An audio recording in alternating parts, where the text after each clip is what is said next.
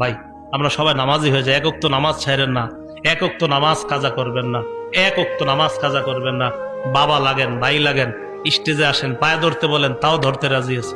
নামাজ ছাইরেন না, দুনিয়ার সবকিছুর সাথে আপোষ করেন, নামাজের সাথে আপোষ করেন না, এক ওয়াক্ত নামাজ ছাইরেন না।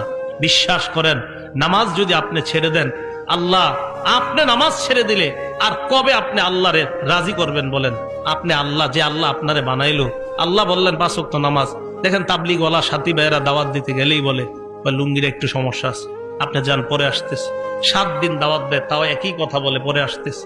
সব কিছু তার রেডি আছে। একটু ভাবেন তো, আপনার যদি গিয়ে বলতো 1 প্যাকেট বিরিয়ানি দেওয়া হবে, কেউ হাসবেন না। আপনাকে নামাজের কথাটা বললে আপনি বলেন একটু পরে আসতেছে।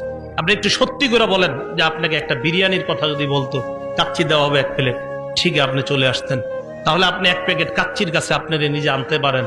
তো আল্লাহ বলতেছে একটু নামাজে আসো, তখন আপনি কত অজুহাত